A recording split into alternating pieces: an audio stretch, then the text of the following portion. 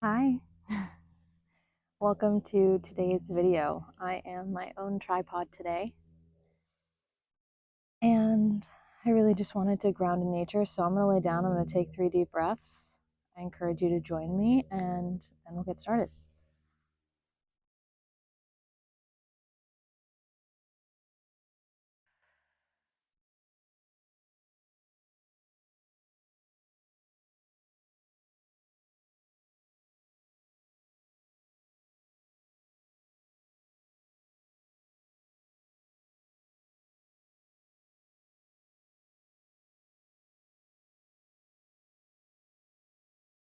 Hi.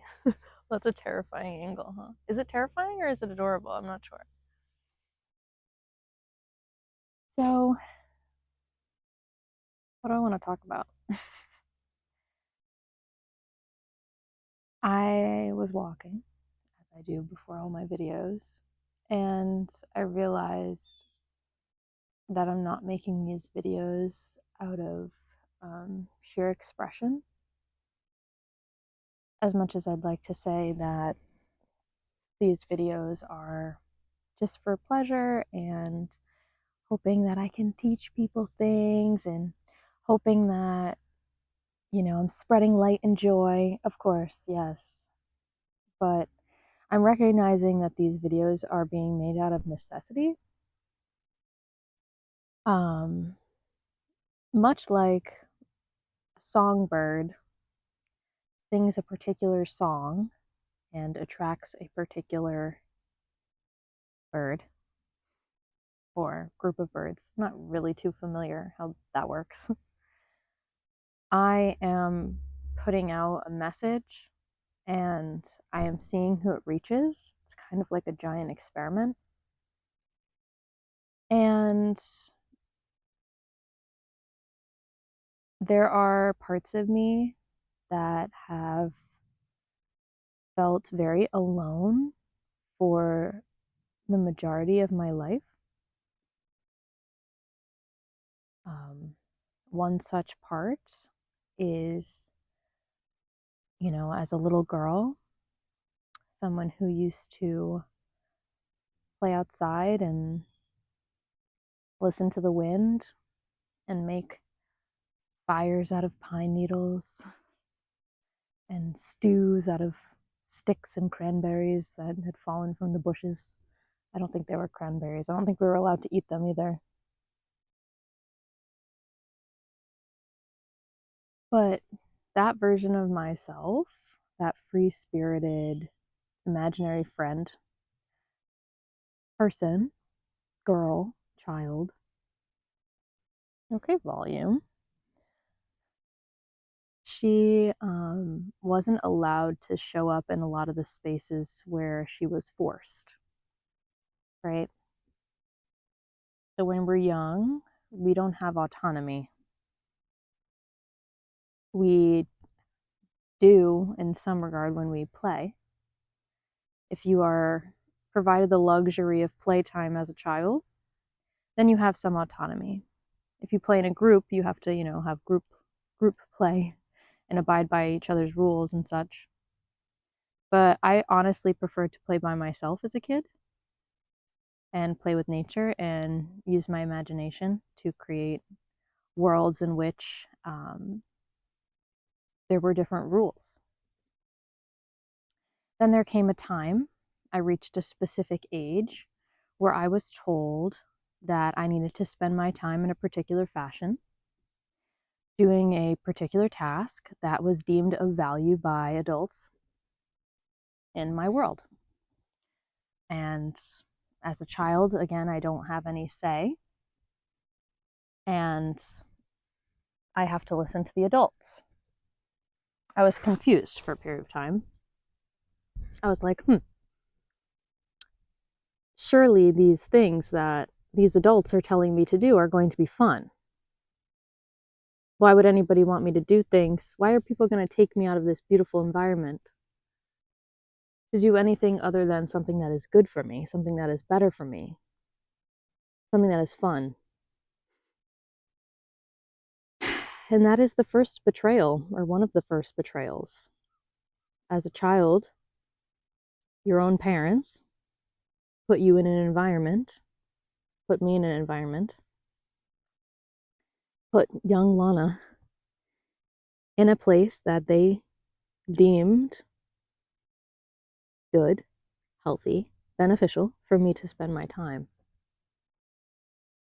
My parents didn't have much of a choice. We are mandated by the state to engage in a particular activity at a particular age. So there's that. And I'm not completely disregarding those activities. I just know that the part of me that had to do them, it's almost like a part of me died, but she didn't, right? She's still in here. But she's highly suppressed and feels very betrayed by the world around her. The imaginative, fun, free-spirited being that I was didn't feel safe in these new structures. And something I've been trying to grapple with over the past couple of days, since I was invited to explore it, is the idea of being a know-it-all. I spoke about this in my last video and it planted a bit of a seed. I was like, why am I so scared of being perceived as somebody who is better and knows better? And I'm not going to pretend to have perfect memories about it, but there is a strong feeling within me that when I demonstrated my truest potential, my truest power, my truest knowledge, it was too much. And that has translated into my later years, this fear of being too much for people, right? Oh, I'm too much for them, especially in romantic partnerships. And in a way that might have been true, but I don't give, or I hadn't given people the full opportunity to decide whether or not it's too much because I was too scared to show up fully in the first place, and that is still true. And quite frankly, I'm not sure what my full self showing up would look like because there have always been parts of me too scared to show their face, metaphorical face.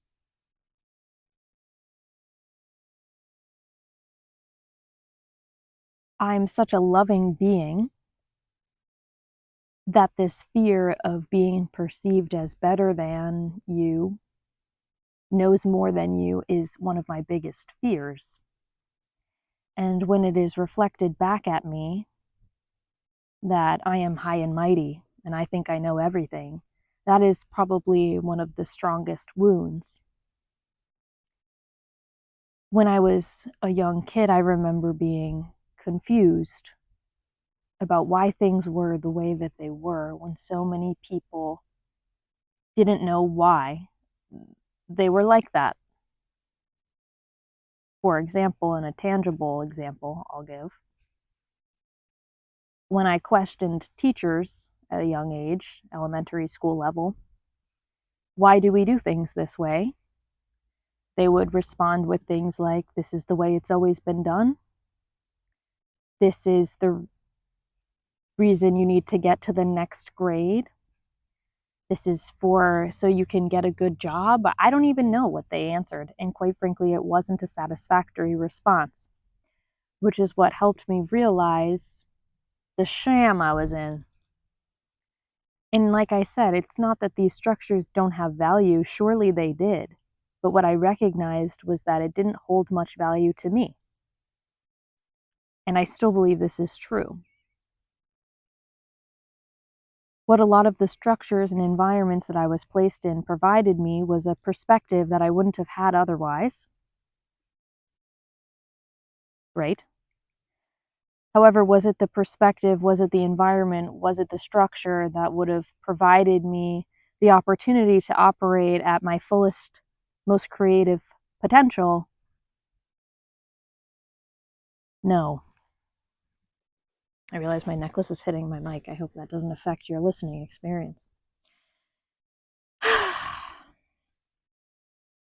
And I can't know for sure because I've only lived this life in this human form, so I don't know. But I know that there is part of me inside that is very, very sad that she never got to show up. And arguably, one could say that she didn't have the courage to show up. She could have shown up, but she didn't feel it was safe. And if you don't feel it is safe to show up, whose responsibility is it to make that happen?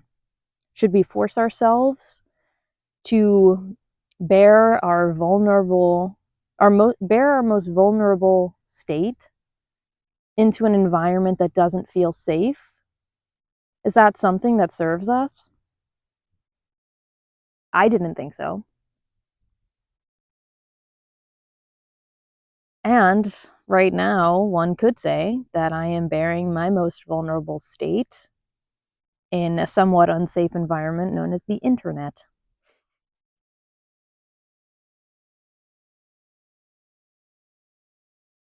Hi, internet! Hello! And as I said when I started this video, I wish I could say I was making these videos out of play and fun, and I am, partially.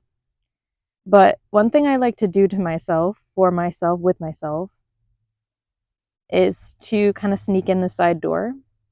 I'll have something that I need to accomplish, something I need to move through, something I need to realize and perceive, and to surpass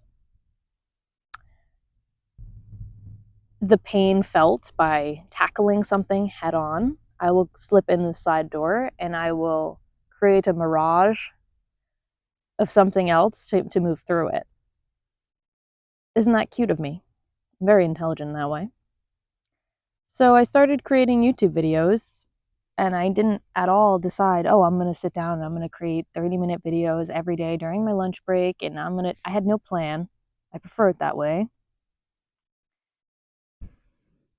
And then it just started happening. I started doing it and it felt really good. And I started realizing that it felt good to do these sorts of things.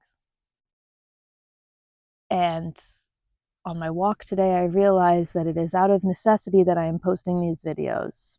It is like a cry for help. It's not a cry for help per se. I'm not looking for any particular person to help me.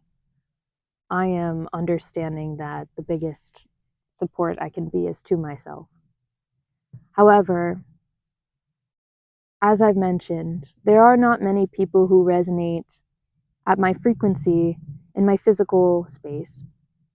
I limit the interactions I have with individuals around me that operate in a perspective that brings themselves and others down. And I'm not immediately seeing a plethora of human beings in my periphery that operate in the same perception that I do. So I've attempted to cultivate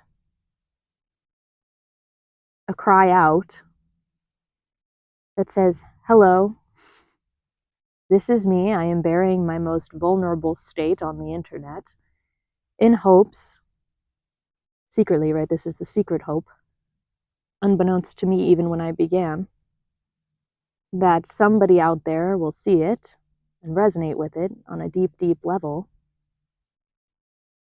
and become a soulful friend. I recognize there are limitations to connections in the ether, and I do have to honor the part of myself that enjoys organic, authentic, human to human connection in physical space that does not require mechanistic, machine-based intermediaries such as the phone or a camera or the internet. However, I recognize everything is just electrochemical waves anyway. But there's something about being close to human bodies and resonating in a room. I did choir, that was my thing. The resonance of human voices and bodies together for a common purpose, it just is so beautiful. I haven't had anything like that since, although I've tried to create it everywhere I go. But I recognize I do not want to waste my time or anybody else's by pretending to be somebody I am not and attracting people to me that resonate at a frequency that I am putting out that isn't authentic. And little Lana within me is very lonely. It's a part of me that only sometimes comes out when she feels very safe. And when I'm alone, sitting outside in the sun, I feel very safe. And there is a level of protection in the delayed response of the internet.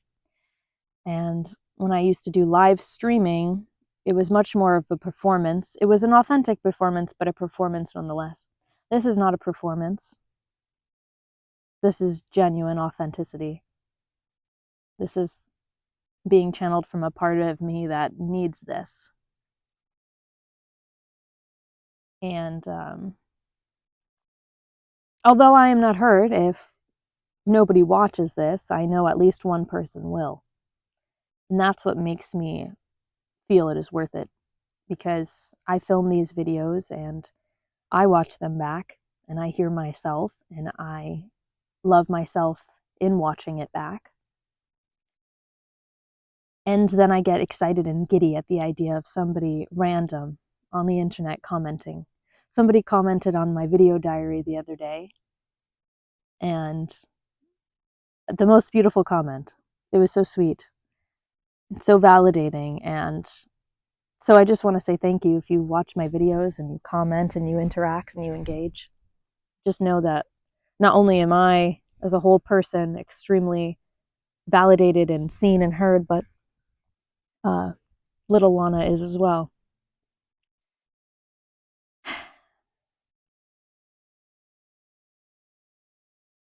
It's sad when, is it? I don't know. It was sad for part of me when I was younger, experiencing a lot of shame and guilt for being intelligent, emotionally, intellectually. And I suppressed a lot of that because I never wanted to threaten anybody. I wanted to be a non-threatening force. But it has come to my realization that there is no way for me to step into my truest, authentic power without threatening individuals. Not directly, of course. That's not a vibe. But the structures, the powers, the institutions, the organizations, the rules that I've been taught, following, engaged with, my inherent nature threatens them. And it can't be any other way. Perhaps this sounds dramatic. Does this sound dramatic to you? I'm listening to it kind of, and I'm hearing that it sounds a little bit dramatic. But it is dramatic because it's like a dystopian novel. You know, it's serving Hunger Games. It really is. It really is serving Hunger Games. Like, things are not working. People are dying. People are not okay. And something has to be done about it. And I know the best thing that I can do to see more of a world that I want is to step into my authentic power.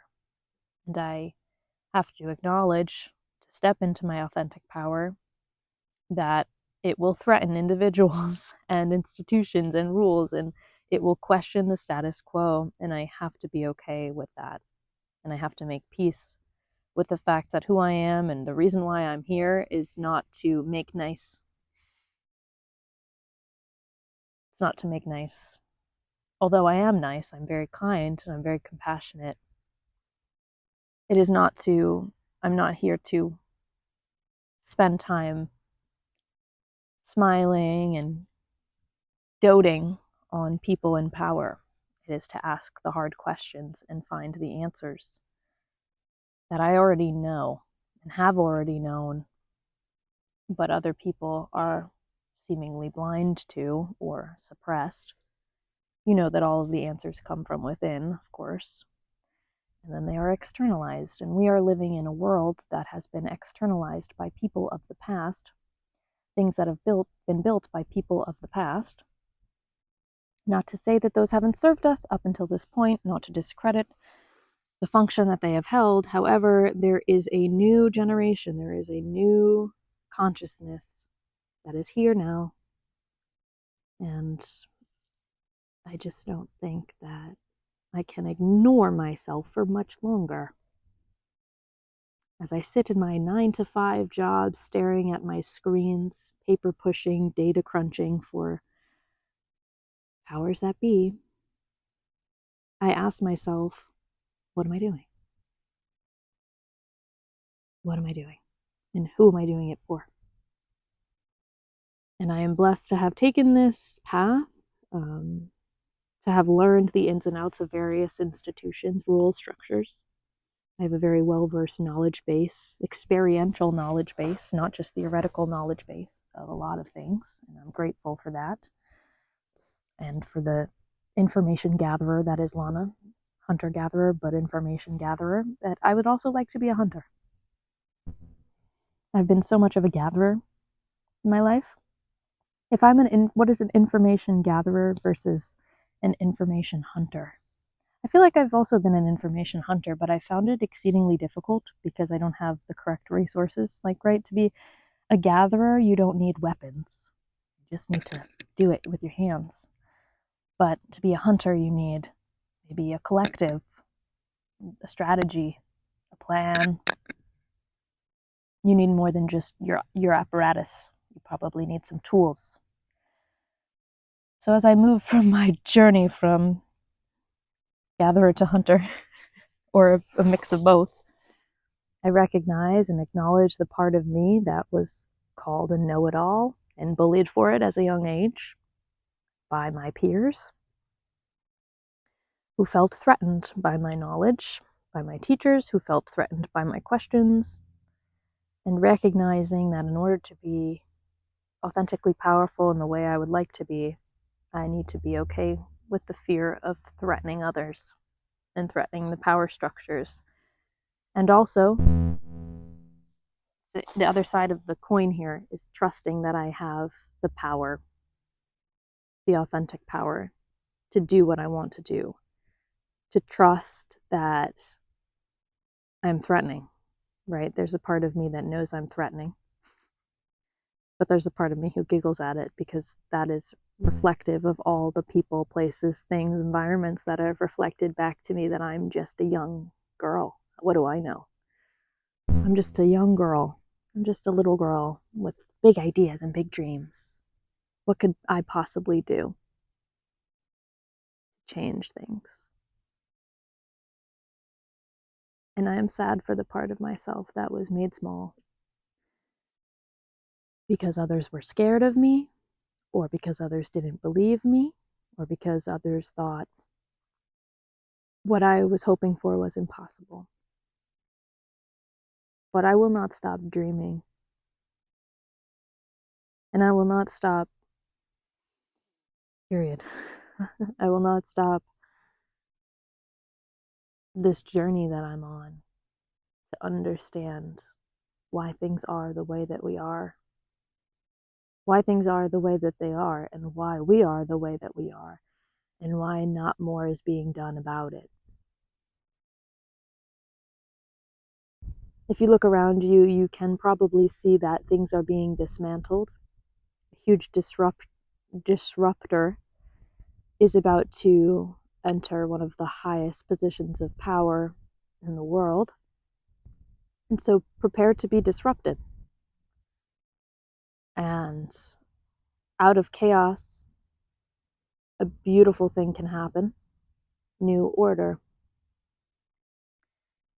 It's a little scary to use the phrase new world order because of when it has been used in the past.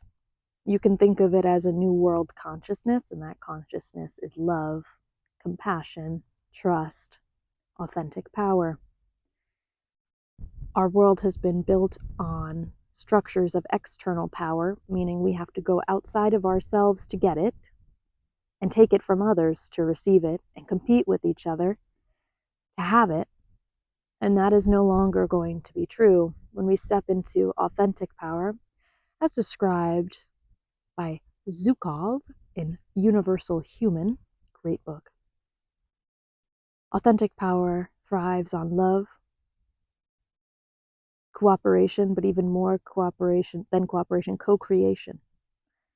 And what better to begin co-creation than to invite others, other beautiful souls, human beings, to come together and co-create a vision of the world that they believe fits their needs. There's an ant. Hello, I'm just gonna flick you. Ooh. Hi. Doop, doop. I'm not there yet. I'm not like planning world domination or anything, because the future is not about domination, it's about co-creation. So why do I make these YouTube videos, I ask myself? It feels good to make. It reminds me of who I am. It allows me to trust myself. It shares with the world a vision of what I hope the future looks like. It calls out to people like you who want to be a part of something like that and want to co-create with someone like me. And it makes little Lana feel like she's capable of things. And it makes her feel like she's not a know-it-all, but she knows things and she trusts herself. And people don't like to feel threatened, but I'm here to tell you that somebody else's power does not have to take away from your own.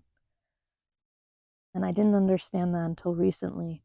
And I used to feel guilty for wanting to be a leader, whether that be a thought leader, physical leader, community leader. I felt guilty for wanting people to listen to me. I felt guilty for having knowledge. I felt guilty for having ideas. I felt shame for speaking them. And so I suppressed myself. Then I realized that by being myself, by speaking the truth of who I am, and by stepping into my authentic power, I can encourage others to do the same. And we can realize that having power doesn't have to mean taking from others, doesn't have to mean greed, doesn't have to mean selfishness. It can mean co-creation and cooperation and love and joy and all those beautiful things. And I want that for myself, so I post this here on the internet as an invitation to you to participate in whatever it is that I'm doing right now. And I hope that you find joy in doing something in your own expression. Excuse me, I burped. If it's not YouTube videos, it's paintings, it's podcasts, music. It doesn't have to be creative. It could be theoretical papers, research, big questions that you want answers to. Don't let the powers that be tell you how to think and how to feel and how to act and how to spend your time. Do what you can every day to step a little bit more into your authentic power, and soon more and more will be revealed to you as to the next most resonant step for you to take. All right. Thank you for being here. My hand is a little bit nipply. It's chilly. It's about 50 degrees, maybe 48 degrees out today. Look at the sun, it's quite beautiful. Where is she? Can you see her? Hello?